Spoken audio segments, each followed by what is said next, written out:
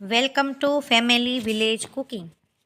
શિયાળામાં મસ્ત મજાના લીલા અને તાજા આમળા આપણે ખરીદતા હોઈએ છીએ અને આ આમળાને ખાવા માટે આપણે વિવિધ પદ્ધતિઓ અપનાવતા હોઈએ છીએ. તો એના માટે આજે આપણે આમળામાંથી મીઠી કેન્ડી બનાવવાના છીએ. તો આજે મેં 2 થી 2.5 કિલો જેટલા લીલા અને એકદમ તાજા હોય એવા આમળા લીધા છે અને આ આમળાને આપણે ઢોકળિયા કુકરમાં પાણી ગરમ થાય એટલે એની અંદર આપણે બધા જ આમળા છે એ મૂકી દઈશું અને આમળાને આપણે સરસ રીતે વરાળે બાફી લેવાના છે. અને આ રીતે આમળા છે એ 15 થી 20 મિનિટ માટે બફાઈ જાય એટલે આ રીતે એની કળીઓ છે છૂટી પડી જતી હોય છે.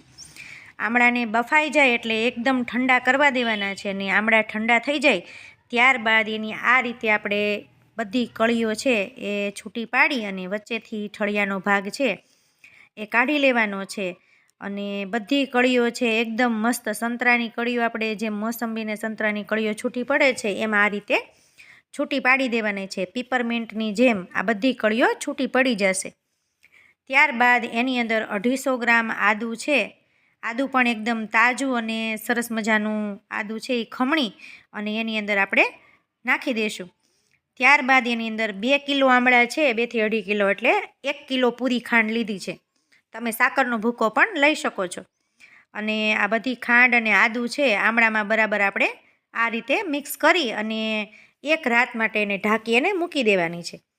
બીજે દિવસે સવારે આપણે જોઈશું તો આમળા છે એમાં ચાસણી આવી ગઈ છે એટલે કે ખાંડ છે એ બરાબર ઓગળી ગઈ છે અને આમળાની અંદર ભળી ગઈ છે. હવે આપણે શું કરવાનું છે તો કે આ આમળાની અંદર રહેલું બધું પાણી છે ચાસણીનો ભાગ એ આપણે કાઢી લેવાનો છે. તો આપણે ચેક કરી લઈએ કે આપણું આમળું છે એ બરાબર સોફ્ટ થઈ ગયું છે કે નહીં. તો જો આમળું છે બરાબર બધી બાજુ વળી જાય છે અને એકદમ ચ્યુઇંગમ જેવું બની ગયું છે. તો હવે આ સમયે આપણે આપણું પાણી છે વધારાનું ચાસણીનો ભાગ એ બધો આપણે કાઢી લેવાનો છે અને ફરી પાછું આપણે એની અંદર થોડી ખાંડ ઉમેરવાની છે. હવે આ કાઢેલું પાણી જે છે ચાસણીનો ભાગ ખાંડનું પાણી એ આપણે એક બોટલની અંદર ગાળી અને ભરી લેવાનું છે જેનો આપણે શરબતની જેમ ઉપયોગ કરીશું. હવે આમળાનું ચાસણીવાળું પાણી છે ખાંડવાળું તો એને આપણે શરબતની જેમ ઉપયોગ કરીએ એટલે કે વધારાનું પાણી થોડુંક એડ કરી અને શરબત તરીકે આપણે એનો ઉપયોગ કરીશું. હવે આ બધા આમળા છે એમાંથી આપણે ચાસણી બરાબર નિતારી લીધી છે અને સેજ કોરા થાય એટલે પાછા આપણે એ જ તપેલાની અંદર આ બધા આમળા અને આદું છે એ આપણે એની અંદર એડ કરી દઈશું. આ રીતે આદું નાખી અને જો આપણે આ કેન્ડી બનાવીએ ને તો શિયાળામાં બહુ મજા આવે છે.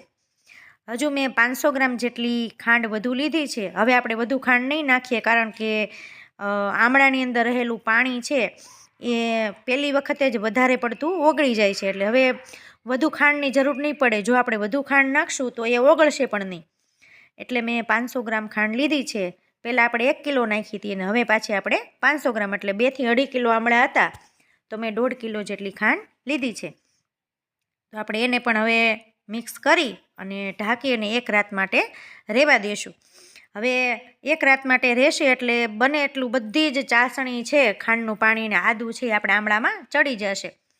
તો બીજે દિવસે સવારે આપણે જોઈએ તો જો આ રીતે બરાબર ચાસણી છે એ થઈ ગઈ છે. હવે આપણે એ વધારાનું પાણી છે એ પણ આપણે પાછું નિતારી લઈશું અને એને પાછું આપણે જે બોટલમાં આગલા દિવસે ભર્યું હતું એની સાથે ગાળી અને પાછું એડ કરી દઈશું. તો આ રીતે આપણી કેન્ડી છે એ આદુની અંદર બરાબર મિક્સ થઈ ગઈ છે ને આદુનો રસ પણ એકદમ સરસ આમળાની અંદર ચડી ગયો છે. અને પછી એને એક આખો દિવસ માટે સવારથી સાંજ સુધી એને તડકે આ રીતે થાળીમાં અથવા તો કોઈ કપડાની અંદર કે પ્લાસ્ટિકની ઉપર આ રીતે સૂકવી દેવાનું છે છૂટું છૂટું કરી. અને 1 દિવસ સૂકવા પછી આ રીતે મસ્ત એકદમ સરસ જ્યુસી બની જાય છે. તો જો આમળાની કેન્ડી છે આ રીતે બાળકોને ખૂબ ભાવે છે અને આ રીતે આપણે એને આદું પણ ખવડાવી શકીએ. આમળાની કેન્ડી એકવાર ચોક્કસથી ટ્રાય કરવા જેવી છે.